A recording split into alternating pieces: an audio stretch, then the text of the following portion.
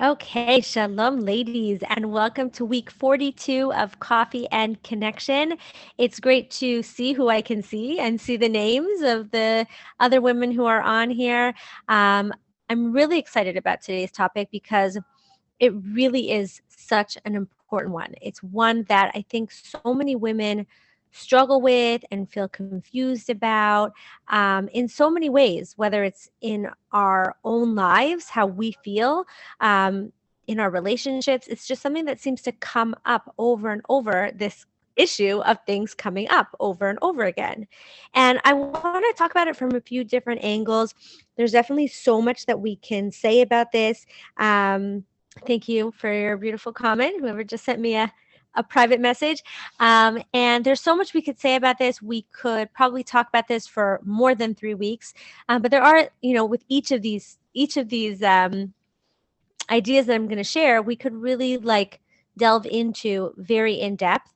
But I do want to just start with, just talking about why it's so important and it's so relevant to talk about it right now in where we are in the year for so many different reasons. So first of all, what we're talking about is this question of why do we keep coming back to the same issues? Why do we keep having the same fights in our relationships? Why do we keep coming back to the same problems?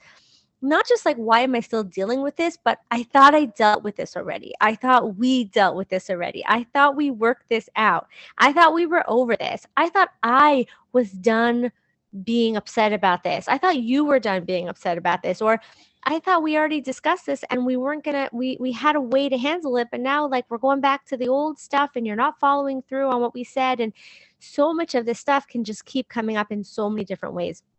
So, first of all, what's really important to recognize is that this is the deeper idea and the deeper understanding of how this concept of lechacha, right? Okay, we're already past that, but how this concept of lechacha, which is like the Persias that we're in now, really impacts our daily lives. See, we can think, when we learn the deeper idea of Lech Lecha, and it's like go for yourself and figure out who you are and leave your upbringing and, leave your cultural norms and question for yourself, who do you want to be?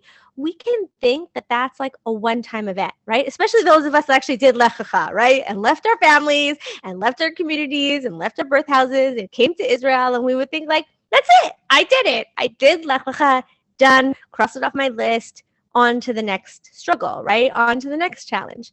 But what do we see in our lives? That Lech Lecha is not a one-time event, right? Lech Lecha means that when we break free of something that we are acculturated to, something that feels normal to us, something that we grew up with, it's not enough at one stage in our lives to say, I'm not going to be like that, right? I'm not going to act that way. I'm not going to get triggered in that way. I'm not going to, I'm going to work through that. It's not enough to do it once because here's the problem. In every new stage, in every new interaction, your brain's got no idea what to do except for what it already knows. And what it already knows is what it knew from the past. So let's give an example. Let's say you work as a teenager or as a newly married or sometime in your 20s, whatever, you work on like your frustration. You realize I get frustrated so easily. I know my mother would get frustrated and this is how she would act. Or that's how my father would act. And I don't want to be like that. I'm going to work on my frustration so I don't get frustrated in challenging situations. And you do. You work on it. You don't get frustrated. You don't act with frustration. And then you get married or then you have kids, right? And first you have little kids and the little kids are acting up and you again find yourself reacting with frustration. You're like, why am I doing this? Why am I being like that? I work through my frustration. But remember, suddenly you're dealing with little kids. You don't know what to do with little kids, right? Everything that we know and how to deal with life has to come from something that our brain already knows. And what do we know? What we grew up with, right? Either what we saw in our house, what we saw on TV, what we saw the neighbors doing, whatever it is. That's what we saw. That's what we know. That's where our brain is naturally going to go. And you may deal with that. Maybe you work on not being frustrated with your little kids. And then you have teenagers and you have to not get frustrated with them, right? And maybe you work on that. And then you got to work on the next. And there's every new stage that comes up. I know this can sound so just frustrating. Like, you mean I'm never going to be done with these challenges? And the truth is, kind of, on the one hand, true. We're never going to be done with those challenges. Like, they will keep showing up in our lives. And on the other hand, every time we deal with them, we gather tools. We create new habits. Our brain knows new ways of being, so that even if it does start to come up, we can catch it and deal with it much faster. This is really important to remind ourselves when the thing comes up again, that it doesn't mean there's something wrong with us. That's the way our brain works, right? Remember, we've talked a lot about patterns. Like, that's what our brain knows. Our brain's going to follow the neurological pathway that it already knows. And so every time we deal with it, though, we do create new pathways. We do create new habits. And so we can go to those new habits much faster and at least recognize like what's coming up. Okay, so that's the first thing I wanted to talk about.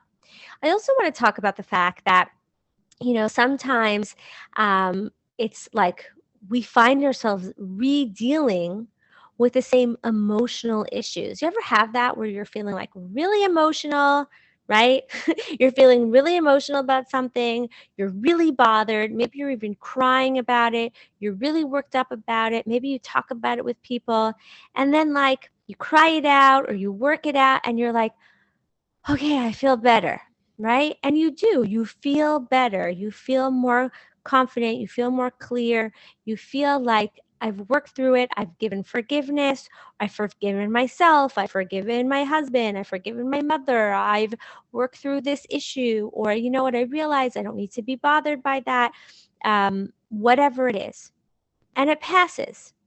And then all of a sudden, maybe like a month later, it comes back.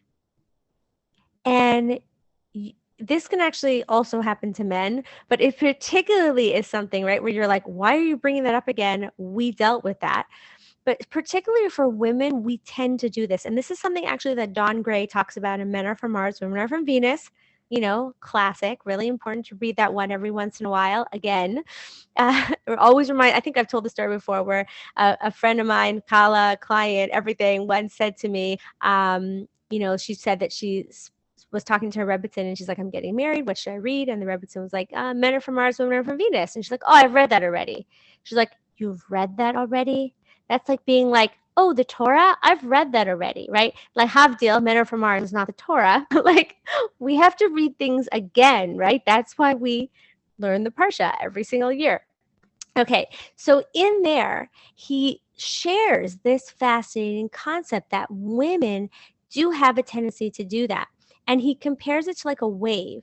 He says, like, we have our highs where like, everything's going good. But when the high finishes, when the wave finishes, it's kind of got to drop all the way down to the bottom. And then it can come back up. And what he says there that's so fascinating, and it's just mind-blowing how often I see this come up in my own life, how much I see it come up in my clients' lives, that we can deal with an issue and think that we've dealt with it, and we did. But that doesn't mean that it won't sometimes resurface. It doesn't mean that what we did in the past was fake. It was real. But it doesn't mean that all the work that we really fully worked through it. It's very normal for our feelings to come back no matter how much acceptance we have, right?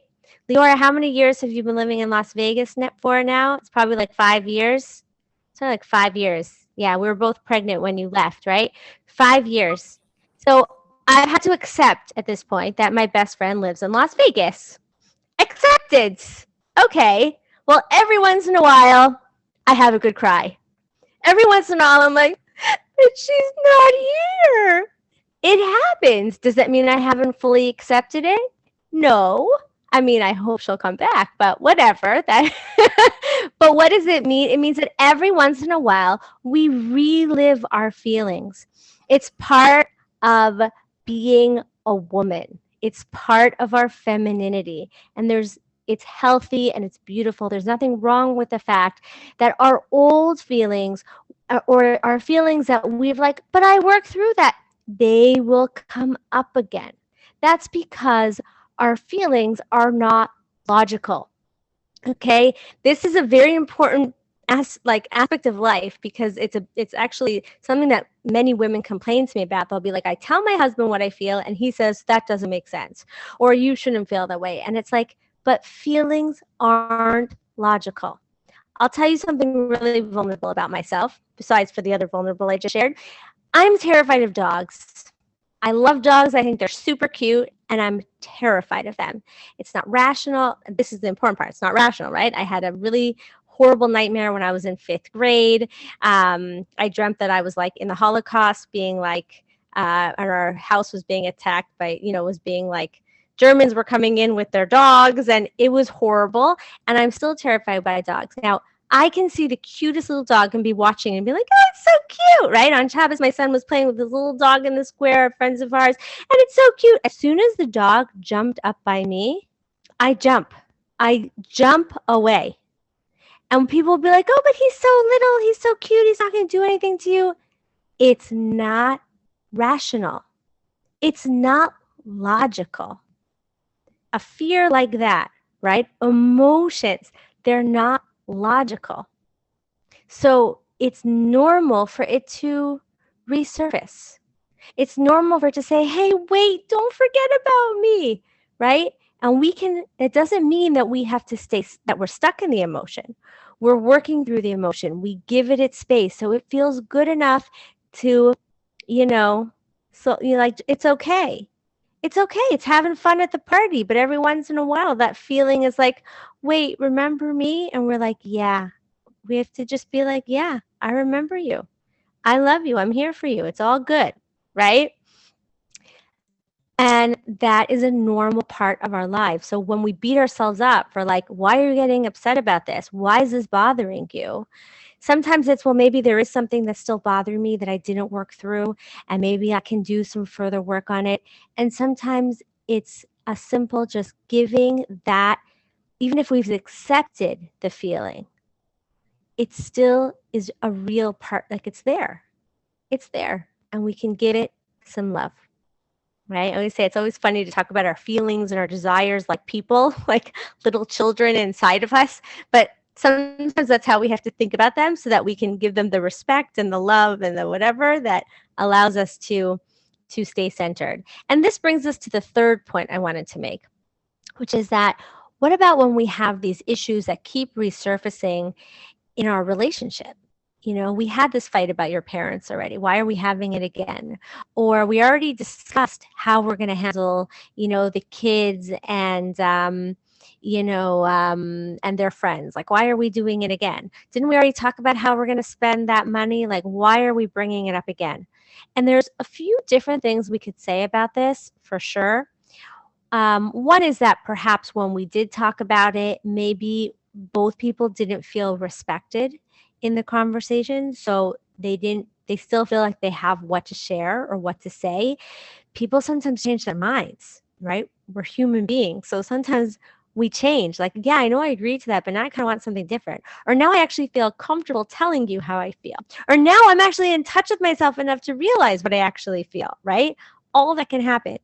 And with all of that, Dr. John Gottman says it is so important to recognize that every relationship has its unsolvable problems.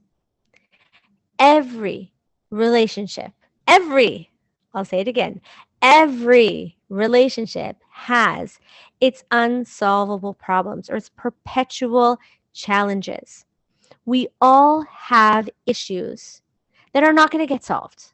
There's no fixing it. There's no solving it, right? You can't have have a baby, right? God forbid, right? You can't live in the middle of two places. You can't go for Shabbos and not go for Shabbos, right? You can't, like, you just can't. Either you do or you don't, right? And if one person feels one way and another person feels another, in many kinds of situations, it doesn't have a solution necessarily when you believe things should be done differently, when you have different values, when you have different desires. We're all going to have them. And instead of getting shocked every time they come up, right? Instead of being like, I don't understand. How do you not feel the same way I feel? Instead of being like, I don't get why why are you still like that instead of the way I want you to be? Or why are you still expecting me to be the way you want me to be? Or why are we still fighting about this? What if we accept that this is an unsolvable problem? This is a difference between us. We are different people. We have different ways of thinking. We may have agreed at one point and now we don't anymore. We may have never agreed and never talked about it. We may have not realized that we didn't agree, but we don't agree, right? Or we're not on the same page about this. Now, it doesn't mean we give up. What he says is so important here is to talk about it. Talk about it, talk about it, and talk about it, but not for the sake of changing each other's minds, right? If anyone's on Facebook, this is why I don't go on there because I just can't stand it. If you ever go on Facebook, you see that you can't change other people's minds. Everyone's on there trying to change everyone else's mind, right? No one's listening to each other. They're just trying to express how they feel. Often that's what we're doing in our marriage. I hate to say it, but many times what we call discussions and communication is the frustration of Facebook comments. Does that resonate with anybody? Right? Of like, I hear what you're saying, and now here's how, here's why you're wrong, and here's why I'm right. And the other person says, no, here's why you're wrong, and here's why I'm right.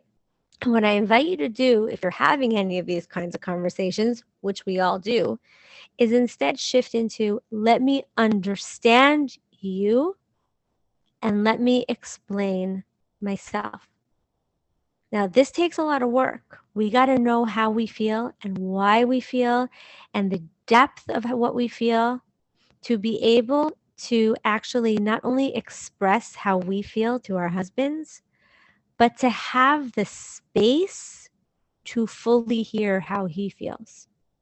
See, as Stephen Covey explains, I can't see you, I can't seek you if I don't first seek me. Yay! If I don't first see and respect and value myself, I will not have the space, the confidence, the ability to fully seek and understand you and hear what you have to say without feeling the like, yeah, but no, that's wrong. Yeah, but what about this, right?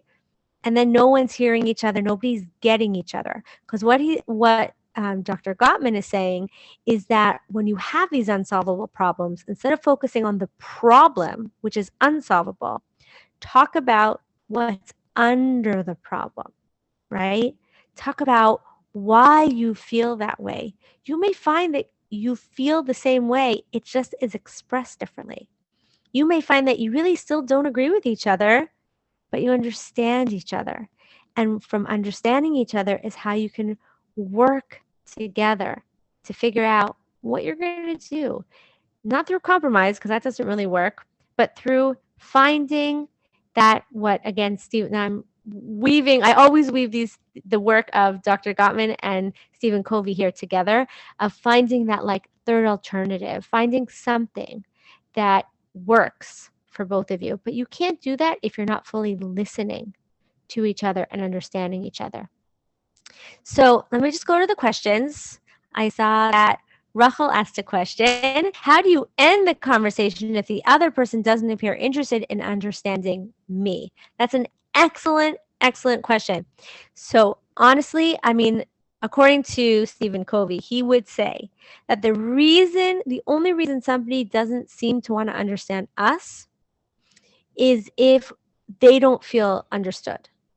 So the first thing I would say, I don't know if this is what's happening with you. I'm talking to the general everyone here, but then I'm going to give another answer.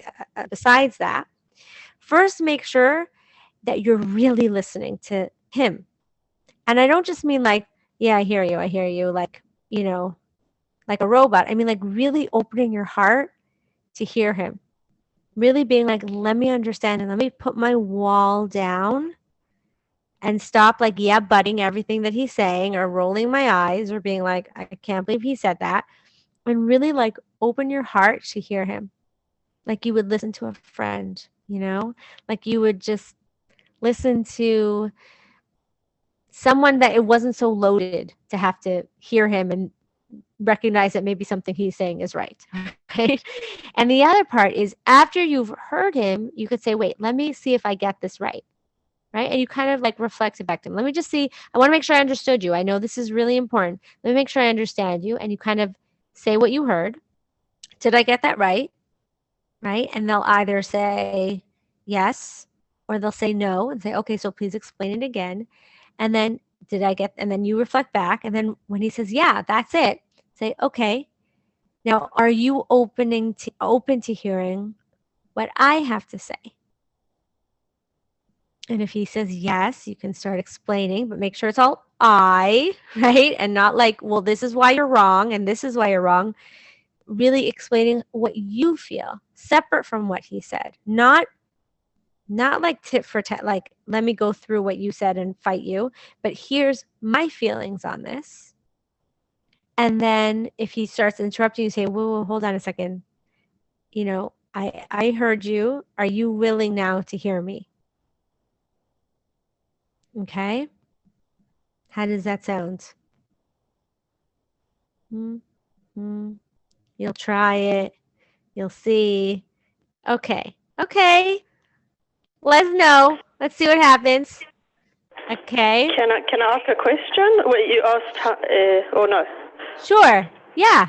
Like, what if he just does not express? As you heard it. Hello. Hi. What if he just the man just does not express himself? Great question. This is one of the most common questions, and it's definitely a big one. I would say that there's a few things it's important to know about men and expressing themselves. I've talked about this a few times, so I don't know if I apologize if I'm repeating something, but it's important to repeat it. It's good to hear it a bunch of times. One thing is just realizing that men are naturally not as talkative and not as emotional as women, meaning they have emotions, but they aren't as aware. They don't talk about it as much. Women tend to work things out by talking about them, and men tend to not want to talk about it unless they have already figured it out, or they're asking for help, and then they feel like they need to ask it. They're not really used to. We talked about back in With All Your Heart a lot about this topic, that like men aren't socialized to talk about their feelings, and then suddenly they get married and their wife is like expecting them to talk about his feelings, just like she talks to her girlfriends, and he's like, he doesn't know what he's talking about. Like he doesn't know what to do, and so then she gets upset. Why aren't you expressing your feelings? So he already feels like, whatever he does talk about, she says, no, talk about your feelings. So it can create this pattern where whatever he says, she says, no, that's not your feelings. Talk about your feelings. Then he doesn't feel safe talking about whatever, and if he doesn't feel safe, then he's never going to talk about his feelings, right? So here's the thing to remember. If we want our husbands to talk about their feelings, number one, we have to make sure that we're listening and making it safe for them to share anything they want to share.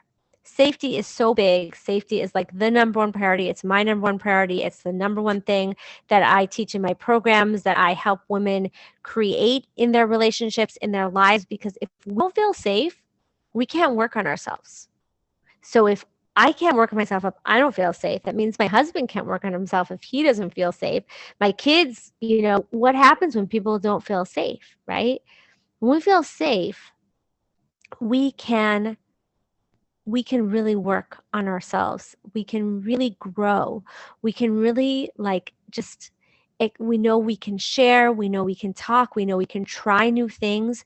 We can try new actions without feeling like someone's going to like make fun of us or call us out or, it's just a totally different experience when we feel safe. And so it's really important, especially if we feel like our husbands aren't sharing, to look at how safe is the environment, right? How safe is it for him to share whatever it is that he wants to share? And the other thing is that this is something that women do so often without realizing it, is that we tell our husband, share your feelings, tell me your feelings. And then as soon as they tell us their feelings, and I'm not saying that you do this, I just want to share it like for everyone, and then you can, see what worked for, like what resonated for you, is that as soon as they share their feelings, we say, no, you can't feel that, right? Like, no, that's wrong. Or like, no, you have to be more positive. Why are you so negative? Or like, have a muna. Or how dare you say that? And what's really powerful is that what's crazy is that so often when a man shares an emotion, we will negate it even if we feel the exact same way, right? I think my go-to example, because I find it such a challenge for myself in my own life, and I think it's something that really resonates, is that, like let's say your husband says, I'm really worried about, this child or something that this child is doing. And even if you have the exact same fear, what will most women say? Oh, everything's fine. Don't worry about it. You have to be positive. This is how you should parent her or him, right? This is what you should say. This is what you should do. What if instead in that moment we could say, yeah, I'm also scared, right? That would be so powerful. So here's the reality is that there are challenges in life. There are challenges in our marriages. We are different people. We have our own stuff that we have to work on, whether it's our patterns, our emotions, our values, our differences with our husbands. And so these are not things that are just going to go in a lateral, direction, where once we've worked on something, we never have to go back to it, right? It's very normal for issues and emotions and struggles to pop up over and over again. And I think the message that I want to share here is that we don't have to feel frustrated or angry or like shocked when these things happen. Instead, to realize like that's part of life, right? And okay, let's deal with it again. But remember that every time we deal with it, just like the Parsha, right? What you started it again, right? Why do we learn it every year? Because hopefully how I read the Parsha this year is going to be different than how I learned it last year. And definitely different than I learned it 10 years ago or 20 years ago or when I was 5 years old, right? It's going to be different because we're different. And so every time we get to that challenge again, instead of assuming, oh my gosh, we're back where we were, no, we're in that issue, but here, today, now, with everything we've accomplished until now, right? It's kind of reminding me, I don't know if any of you have seen this, but a few years ago, I watched this sitcom called, I don't know if it's called a sitcom, whatever, a show called The Good Place. It's very interesting, very philosophical. Actually, at the end, I voice noted myself a whole like, this is what they got right, and this is what they got wrong, and this is what they missed. It's a very philosophical thing. And what's very interesting about it is at one point, they show how time works in The Good Place. And I'm not really clear on the whole thing, but time somehow like goes in like circles and loops and they call it something. I don't even remember, but that's the picture I'm having in my head right now of like when we're dealing with our challenges, it's not always lateral. It's going to kind of be like this and then we go kind of backwards and we can, but it doesn't mean that the work we've done before doesn't count. It all counts. It's all there as long as we bring it. Right? As we bring all our tools and we bring everything we've gained and we bring that growth and we bring that clarity, we'll handle it differently every time. We will. We can, right? And the acceptance that it will come up again is key here as well. Okay, so let me just, before I close off, let me just check the comments again. Which book did you mention before? I mentioned Men Are From Mars, Women Are From Venus by John Gray.